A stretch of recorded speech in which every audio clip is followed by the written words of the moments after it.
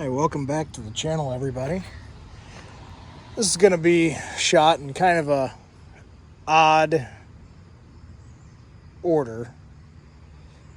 So you're going to actually see the cams video on this car first. Because today what we're going to be fixing is my IAC issues with the new cam.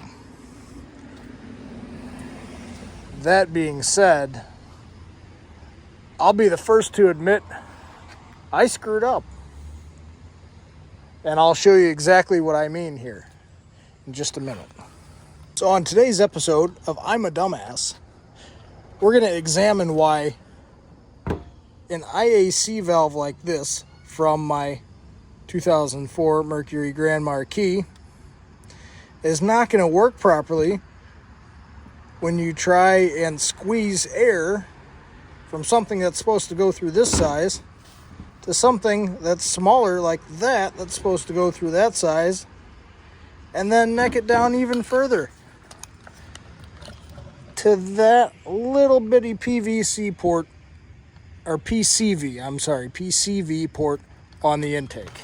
That's a problem, and that's exactly why I couldn't get this thing to idle properly. With some tweaking, I got it to idle close, but we're going to fix that.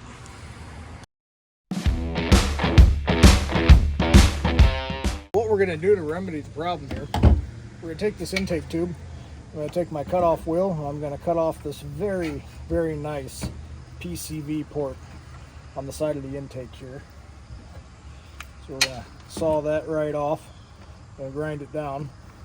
And I'm going to take this 1-inch hole saw, and we're going to make a 1-inch hole right here in the intake. From that, we're then going to take this is actually a plumbing fitting, but it's a 1-inch fitting to another fitting that has a 3/8 inch inside diameter, which is roughly just a hair bigger, but roughly what the inside diameter of this IAC valve is. So that's going to go in the intake, and then we're going to run this nice big hose, of course cut it to length, but that's going to hopefully solve all the IAC issues and allow me to not have the throttle cracked on this car with the throttle adjustment to help it idle properly, and sometimes even then not idle properly.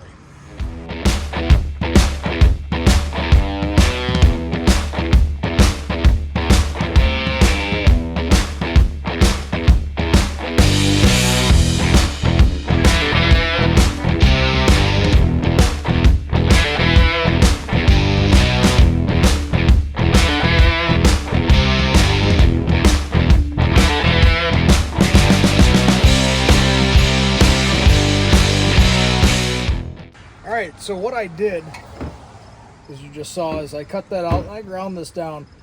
I purposely went just a touch too small with the actual hole size versus what this is going to thread into.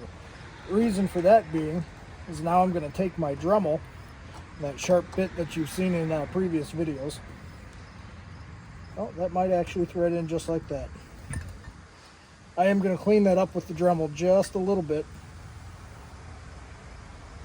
so that this threads in nice and easy. And of course, from your local hardware store, these are plumbing fittings, guys. This is how I'm having to do this, but you've got your thread tape, and just in case, I did also buy some gasket maker oil resistant, what do you call this stuff? You know, this stuff. I can't think of what this is called. I'll put it on the screen once I remember what it's called. But anyway, we're going to use a little bit of that just to make sure it's all sealed and it's got, you know, no leaks or anything like that. I bought some cheap spray paint. This is going to get painted black. But yeah, just like that. I think this is going to work out pretty good.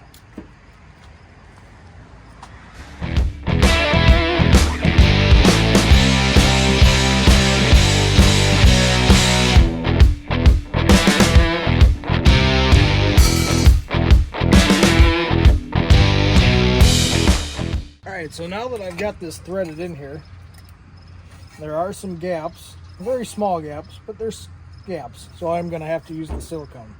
Silicone, that's the name I was looking for earlier. Took a big 1 1/16 inch socket to get this to thread in. So we're going to pull this back out and then wrap it with thread tape and put it back in for good.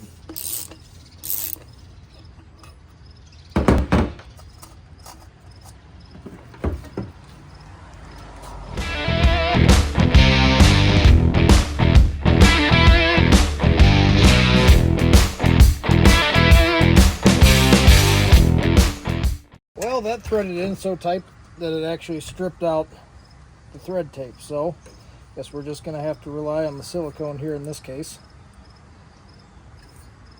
But I think it'll be fine. It's in there super tight.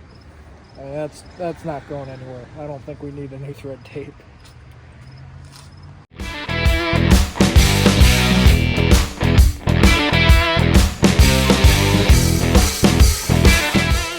Alright, I'm losing daylight pretty quickly.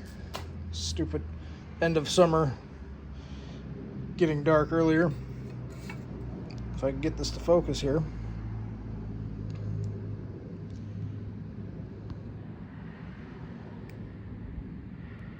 You can kind of see it. It's I chose a textured finish black Rust-Oleum paint to kind of match what the tube already looked like. I think it came out pretty decent. I'm going to seal this up here with some silicone just around the base. Probably a pretty decent amount.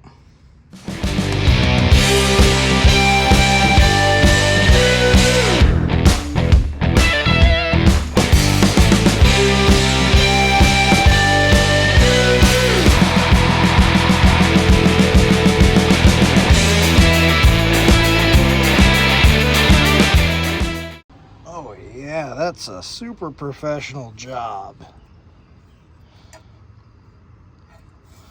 Oh yeah, but hey, if it seals, that's all I care about.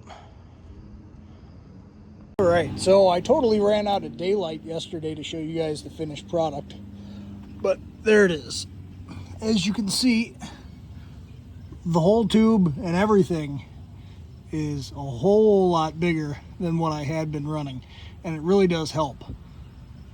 The car is seeing enough air at idle through the IAC now to generally catch any situation where it's going to stall out instead of idling properly. If you guys look at the other videos of this car and compare the sizes of the hose, or even the size of the factory IAC hose, that's where I was stupid. I never paid attention to just how big the factory IAC hose is. It's literally this big for a factory car with no cams. So I don't know what I was thinking, jerry rigging that other stuff together. I'll be the first to admit that was dumb. So guys, if you learn anything from me, don't do that if you've got an IAC car. Now, if you've got a 2005 and up with the electronically controlled throttle body drive-by-wire, absolutely none of what we've done today matters at all. Your idle is 100% controlled through the throttle body itself. So there, if you have a 2005 and up car, everything that we've just discussed today does not apply to you at all. But we'll start it up real quick and let it idle, and we'll see how the cams sound.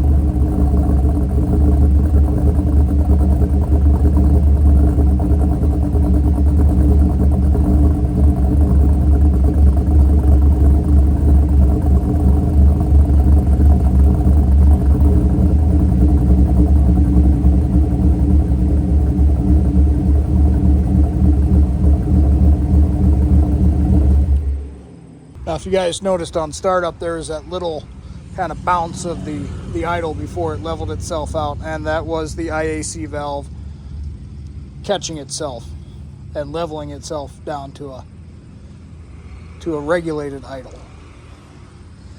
But anyway, hope this video helps some of you out if you're having those issues, or if you upgraded intakes and are having the same IAC issues. Anyway, thanks again for watching.